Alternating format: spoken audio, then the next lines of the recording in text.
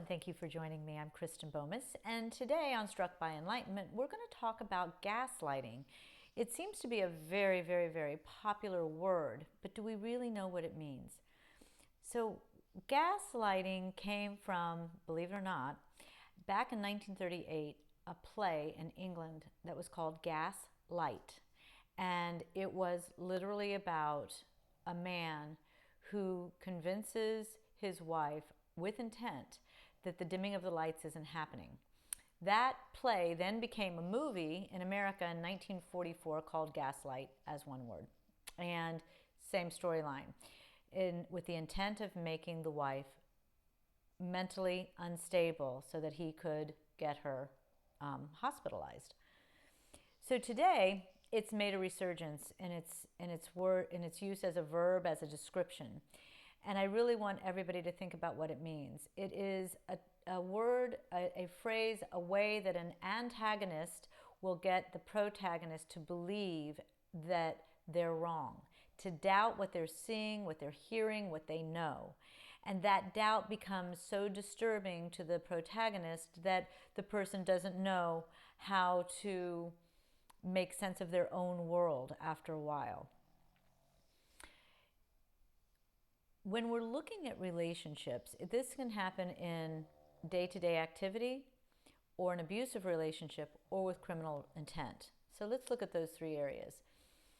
In day-to-day activity, there are different perceptions, and people can say, yeah, no, that's not how I remember it happening. And people will yell gaslighting, but that's not what gaslighting was intended to be. There definitely are going to be differences in perception in the way we see storylines, and especially in relationships. So when we see a difference in perception, we want to research that together. Let's explore that together as a couple. If it's friendship or family or whatever it is, explore the difference in perception. It's when the antagonist wants you to believe they're right on a perceptual piece, right? And you know that you didn't see it or hear it that way. So maybe there was a situation that occurred and somebody got really angry and really started to just talk to this other person really poorly and telling them how awful they were. And a third party is watching. And the third party tells the person who was being yelled at that they started the fight. And they started the fight over this, and the other person was perfectly in the right. Now, this person who got attacked, which we'll call the protagonist, has no idea why the antagonist is seeing a story that is opposing what they just experienced. That's gaslighting. That's an abusive relationship. And if it's happening in that particular situation, it's going to happen over and over and over. That level of gaslighting can intensify. It can also be a little bit more subtle.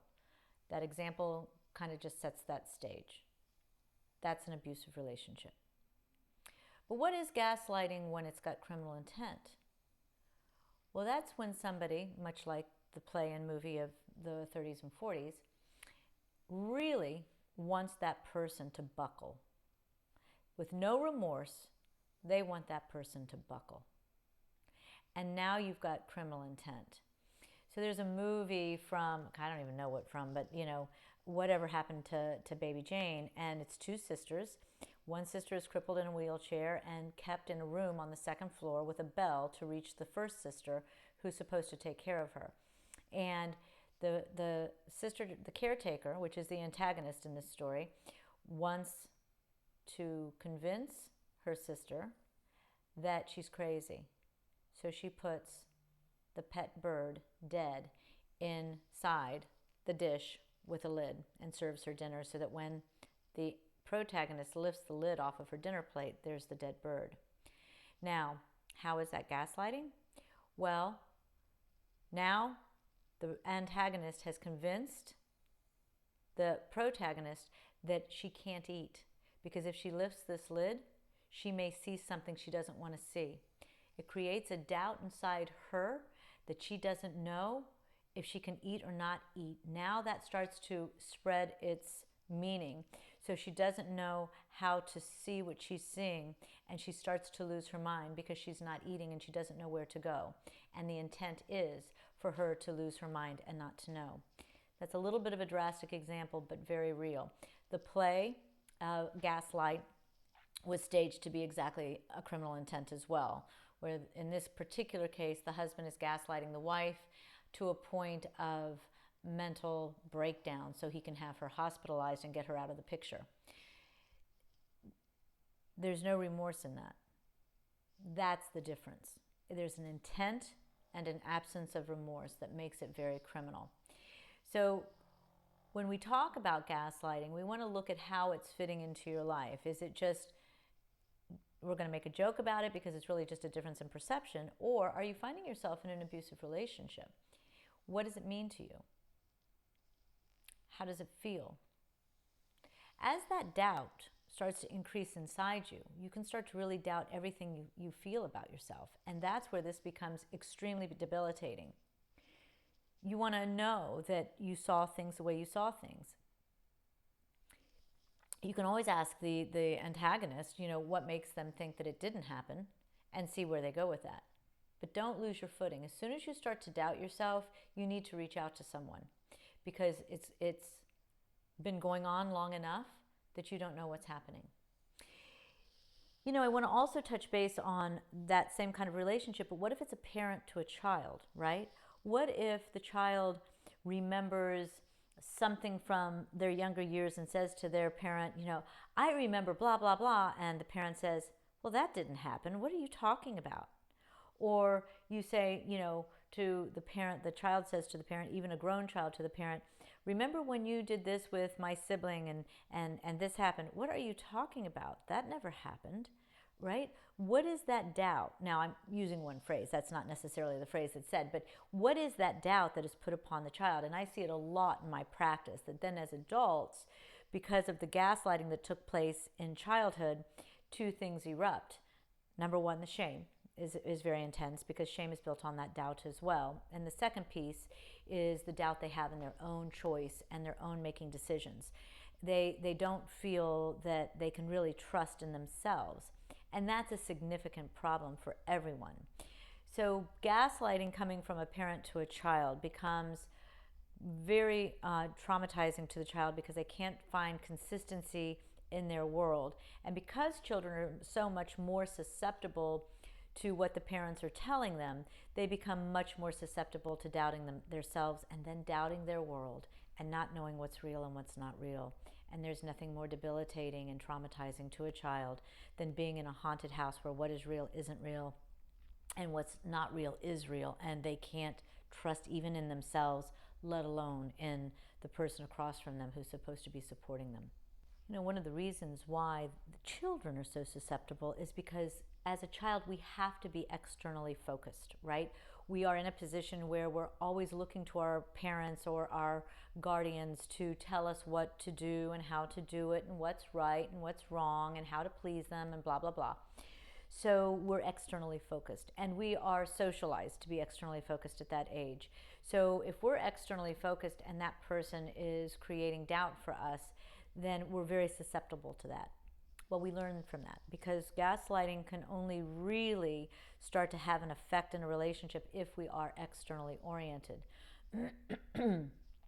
When we know the experience we're having inside and we learn to trust in ourselves, and we really know in our own self, somebody who's attempting to gaslight falls short because the trust has already been developed inside. But if we're used to looking outside and wanting to please that other person and wanting to make sure that that other person is accepting what we're doing and saying, and we're really all about them being happy, and if they're happy, we're happy, and if they're okay, we're okay, and all of that, now we're externally focused. And in that external focus, we really run the risk of being vulnerable to many things, but in this case, gaslighting. In an abusive relationship, we are very much conditioned to be externally focused, because sometimes the relationship is going well, and then something happens and it drops down and it's not doing well. And somebody has to accept the apology or make something positive to go back up to make it positive again. And more often than not, that's the protagonist. that person's responsibility is to lift that curve back up again. Now the antagonist, who gets upset and causes the downfall, that antagonist gets dependent on the protagonist and on the protagonist making everything better again, right? So the protagonist also starts to realize that it's their responsibility, not because somebody necessarily told them, but because they're feeling it, and they start to get used to that pattern, and that they were the one. Okay, I accept your apology, or I will let it go under the rug, or let's just move on. But whatever it is, that protagonist gains that feeling of responsibility to lift the relationship back into a good place. Now imagine that the antagonist starts to create doubt in that protagonist, and they doubt what's going on. Now what happens inside them? How do they know how to really make things happen? Now they become more and more and more dependent on the antagonist. And the more dependent the protagonist becomes on the antagonist, the less opportunity they have to really believe that they need to leave. Maybe it is my fault. Maybe if I stop doing this, it really would get better. Maybe I am responsible. That's created by the doubt. And with gaslighting as an active component of abuse, that really intensifies quickly and can really cause some significant doubt and problems for the protagonist on the long run. So as we look back on gaslighting, I want it to be very, very clear. There is an antagonist who is creating doubt in the protagonist. It comes along only in an external environment.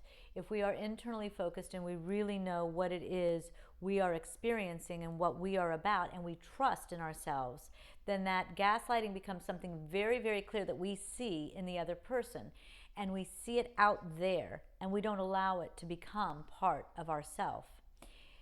As we watch it happen over and over again, we start to distance ourselves from that person who is antagonizing with gaslighting. And so we take care of self first because we have that inward focus. But when we are externally focused and we think we have to always take care of that other person and make sure we're taking care of the relationship and getting everything back, then we become a protagonist looking external and very, very susceptible to taking in the doubt that is being put upon us. So ask yourself if your relationship is a healthy one, meaning you're an inward focus and it's meeting your expectations, desires, and dreams. Don't know about expectations. We'll talk about that in another workshop. But ask yourself that. And if it's not, and you're really, really, really, really trying hard to make everybody happy, then is gaslighting starting to create doubt inside you? Please know that if at any time you're starting to doubt yourself, to reach out. Talk to your friends, talk to a professional, talk to someone immediately. Because once you start doubting yourself, that's the downward spiral. And it's very difficult to regain the self-esteem and confidence that you need to believe in yourself going forward. I hope everybody learned a little bit about the truth of gaslighting. It is absolutely, sidebar, it is not synonymous with narcissism. They are two very different things. I am very disturbed with how people are talking about that. I will do another podcast on narcissism so you can learn the difference. It is not the only component in abuse. There is a pattern in abuse. I will do another podcast on that as well. But in the meantime, gaslighting is a tool. It is a tool that can float in between all of that, but it is separate from all of that. And it creates a doubt that can be exceedingly damaging to the protagonist. So I wish all of you a very aware and comfortable place in life and in relationships. And until next time, may you become aware of where doubt is being imposed instead of just a genuine question within yourself. Thank you so much for joining me, and please visit KristenBomas.com, where you can easily access all of my social circles.